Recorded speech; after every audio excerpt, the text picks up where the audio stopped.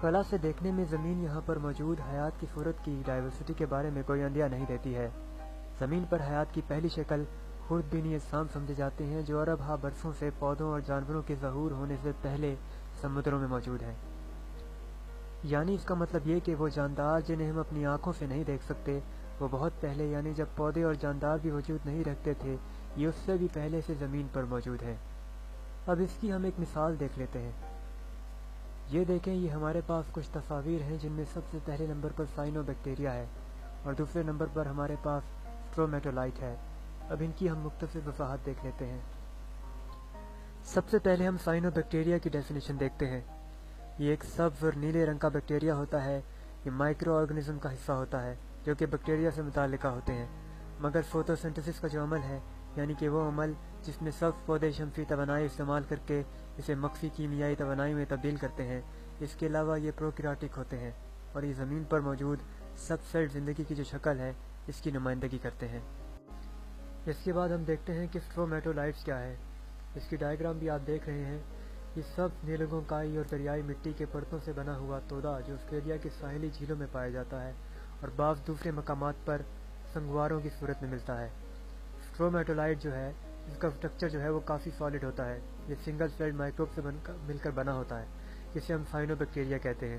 یہ Sino bacteria جو ہوتے ہیں کالونی سے بناتے ہیں اور سیگمنٹس کو ٹریپ کرتے ہیں۔ ان کی جو سطح ہوتی ہے وہ کافی لیسدار ہوتی ہے۔ یہ ٹریپ سیگمنٹس جو ہوتے ہیں یہ پانی کے اندر کیلشیم کاربونیٹ کے ساتھ ری ایکٹ کرتے ہیں، جس سے چونے کا پتھر یعنی کہ لائم سٹون وجود میں آتا ہے۔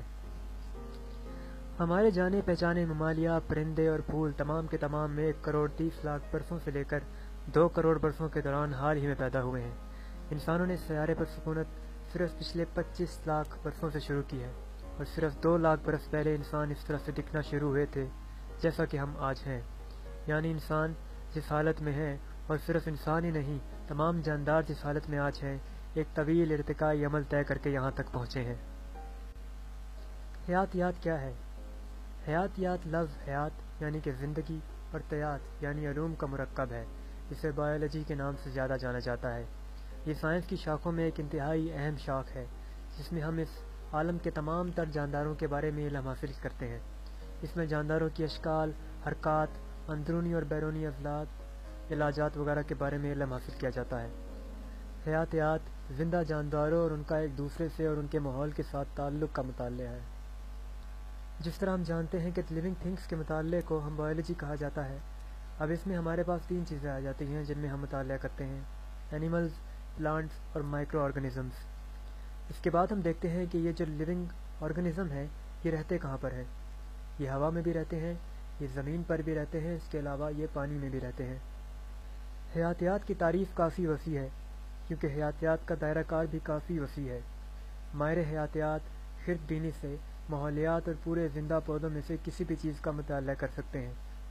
روزانہ کی خبریں سن کر آپ کو یہ اندازہ ہو جاتا ہوگا کہ روزانہ حیاتیات کے کتنے پہلوؤں پر بات کی جاتی ہے۔ مثال کے طور پر حالیہ نئے موضوعات میں شامل ایسرچیا کولی یعنی سلاخی جراثیم جو آتوں میں کثرت سے پائے جاتے ہیں، یا آپ اس کی ڈائیگرام بھی دیکھ سکتے ہیں، میں پالک اور سامنی افیات یعنی کئی جانداروں بشمول انسان میں تفصیلی اور امراض پیدا کرنے والا جراثومہ جو ہوتا ہے۔